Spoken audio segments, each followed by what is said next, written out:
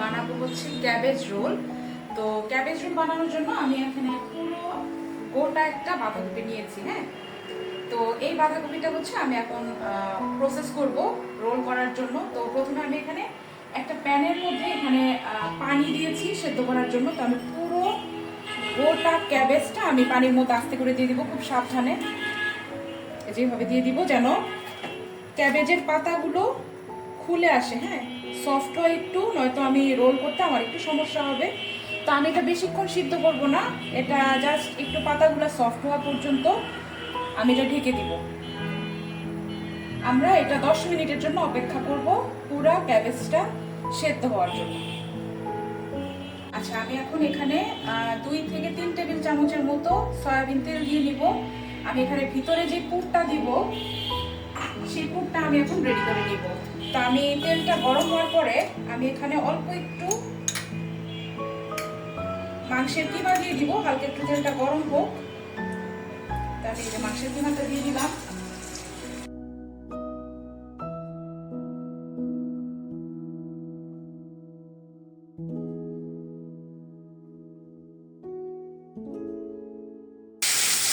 এখন আমি একে একে এটার মধ্যে সবজিগুলো দিয়ে দিব। কিমার মধ্যে কিছু ক্যাপসিকাম দেওয়া ছিল না? হ্যাঁ, ক্যাপসিকাম দেওয়া ছিল। এটা আমার রেডি একটা কিমা ছিল, আচ্ছা, আমি এটাই দিয়ে দিলাম। আমি এটার মধ্যে গাজরটা দিয়ে দিব, কারণ গাজরটা সিদ্ধ হতে একটু সময় লাগে। তো তো এটাতে যেহেতু ভেজিটেবল ক্যাবেজ রোল, এখানে আমি একটু ভেজিটেবলের পরিমাণটা বেশি দিয়ে দিব। হ্যাঁ, আর এই সবজিগুলো সেদ্ধ হতে একটু সময় লাগে, ওই সবজিগুলো আমি একটু আগে দিব। তারপরে দিয়ে দেবো এখানে হচ্ছে মূলা। এটা আপনার এই সময়টা অ্যাড করতে চাইলে করতেও পারেন, না দিলেও চলে। না দিলেও চলে, কিন্তু এটা দিলে খুব মজা হয়।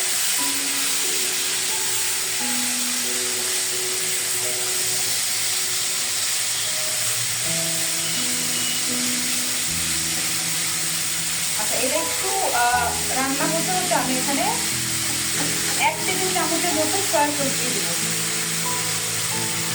1 টেবিল চামচের মতো সয়া সস দিয়ে দিলাম।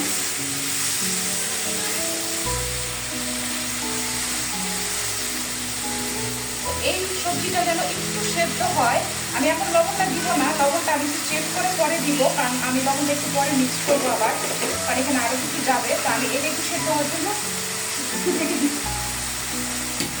3 মিনিট। আচ্ছা, 2-3 মিনিটের মতো আমি এটা একটু করে নিয়েছি। চুলার আঁচটা বাড়ানো থাকবে, যে পানিটা বের হবে গাজর আর মূলা থেকে, পানিটা যেন সাথে সাথে শুকায় যায়, পানিটা বেশিক্ষণ রাখা যাবে না। আচ্ছা, আমি এখন এখানে দিয়ে দিব হচ্ছে টমেটো, অল্প একটু টমেটো, একটা ছোটো টমেটোর মতো এখানে আমি নিয়েছি। আর হচ্ছে পেঁয়াজ পাতা, এটা আমি বেশি দিব না, অল্প একটু পেঁয়াজ পাতা আমি মিক্স করে দিব। টমেটো থেকে কি বিচিগুলো সরিয়ে নিয়ে এসছে? হ্যাঁ, জাস্ট শুধু টমেটোটা ভিতরের পাল্পগুলো আমি ফেলে দিয়েছি। ফেলে দিয়ে টমেটোটা নিয়েছি, এটা আমি সবজি হিসেবে ব্যবহার করবো, এটা গলার কোনো দরকার নাই। আচ্ছা, এখন হচ্ছে আমি এখানে ম্যাগি নুডলসের যে মশলাটা আছে, আমি নুডলসটাও ব্যবহার করবো এখানে, এই কারণে আমি আলাদা করে যে মশলাটা আছে ওটা আমি রেখে দিয়েছি, ওইটা আমি দিয়ে দিলাম। কারণ এখানে নুডলসটাও যাবে, নুডলসটা আমি যে এরকম সিদ্ধ করে রেখেছি এটা আমি পরে মিক্স করে দিব।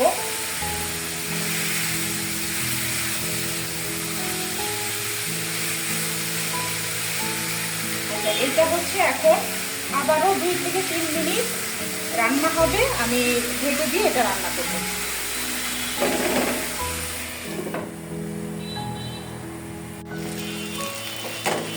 এখন দেখি কি অবস্থা।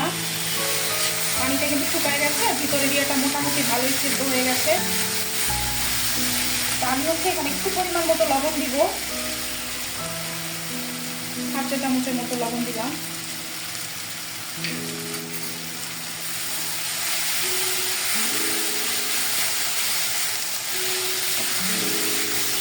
এখন হচ্ছে আমি এখানে টমেটো কেচাপ এখানে হচ্ছে 2 চা চামচের মতো মিক্স করে দিব।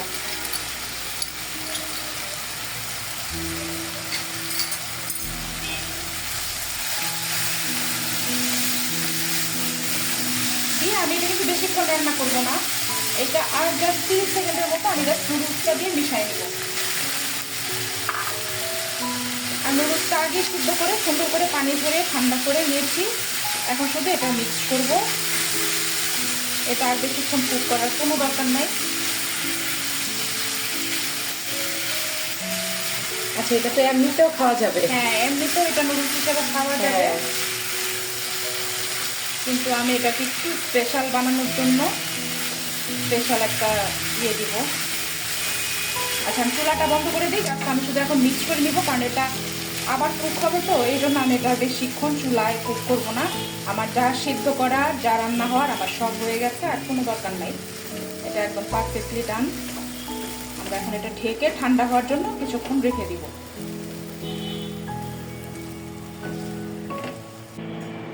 আচ্ছা, এটা হচ্ছে আমাদের বাঁধাকপিটা সেদ্ধ হওয়ার পরে ফাইনাল লুক। এখন আমি আস্তে আস্তে করে একটা একটা করে পাতা খুলে নিব। হ্যাঁ, এই যে এইভাবে খুব সাবধানে আপনারা পাতাগুলো খুলে নেবেন। আমি টুলটাই নেই, এই যে দেখেন কি সুন্দর হয়ে পাতাগুলো কিন্তু অলরেডি খুলে গেছে। এই যে, ঠিক আছে, এরকম করে পাতাগুলো একটা একটা করে আলাদা করে নেবেন। এই যে এরকম করে, যেটা দিয়ে ভালো হয়, সুবিধা হয়। এখন হচ্ছে বাঁধাকপির যে পাতাগুলো আছে এটা খুলে নিলাম। হ্যাঁ, খুলে একটা একটা করে আলাদা করে রাখবো, সফট হয়ে গেছে।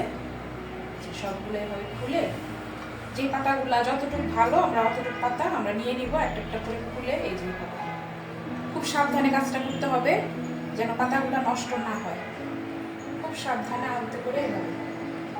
আচ্ছা, আমরা ক্যাবেজ রোলটা এখন বানাই নিব। এখানে যে পাতাগুলো আমি খুলে নিয়েছি, এটা আমি মাঝখানে যে শক্ত যে অংশটা, এটা আমি একটু কেটে নিব।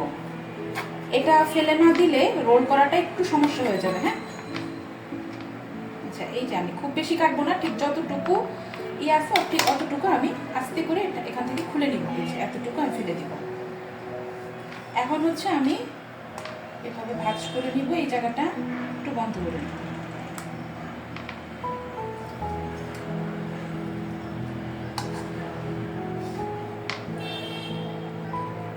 খুব বেশি পরিমাণে দিব না, যে এতটুকু পরিমাণে আমি দিলাম।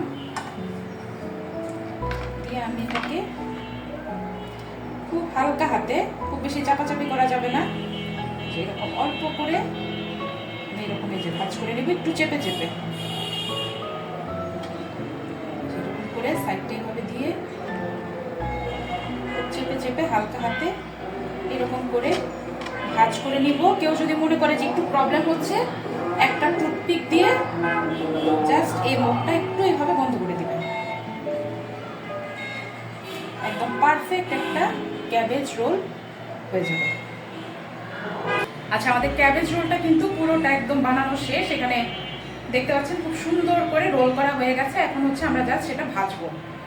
আচ্ছা, এখন হচ্ছে আমি ক্যাবেজ রোলগুলো ভাজবো। এখানে খোলাটা আমি তেল দিব অল্প একটু, নর্মাল সয়াবিন তেল। তেল কিন্তু বেশি দেওয়া যাবে না, খুব অল্প, সামান্য পরিমাণে অল্প তেলে। আচ্ছা, তুমি এটা ডুবো তেলে ভাজবা না? না, ডুবা তেলে এটা ভাজা যাবে না। এটা এইভাবেই খুব হালকা তেলে আমি তেলটা খুব ভালো মতো ছড়াই নিলাম। এখন হচ্ছে এটা গরম হয়ে গেছে তাওয়া, তো আমি একটা একটা করে খুব অল্প আছে, এটা মিডিয়াম লো আছে, এটা ভাজতে হবে। হ্যাঁ, তো আমি একটা একটা করে ক্যাবেজ রোল এভাবে দিয়ে দিলাম। এক পিট করে ভেজে খুব অল্প আছে, তারপর উল্টাবেন। খুব বেশি নাড়াচাড়া করা যাবে না, খুব হালকা হাতে এটা করা লাগবে। আমার মনে হয় তিনটাই থাক। হ্যাঁ, তিনটা করে দিয়ে এইভাবে, হয়তো নাড়তে তোমার অসুবিধা হবে।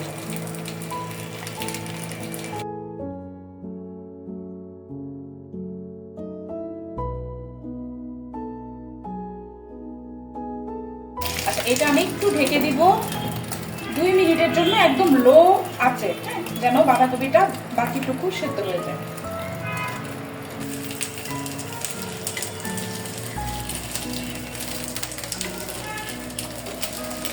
আমার তো মনে হচ্ছে হয়ে গেছে। হ্যাঁ, এটা হয়ে গেছে। আমি এখন এটা নামিয়ে দিব। হ্যাঁ, এটার মধ্যে আস্তে করে নামিয়ে রেখে দেবো।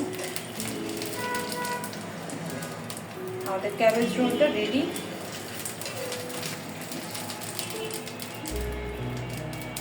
আমরা খাওয়ার আগে টুথপিকটা তুলে ফেলে দিব।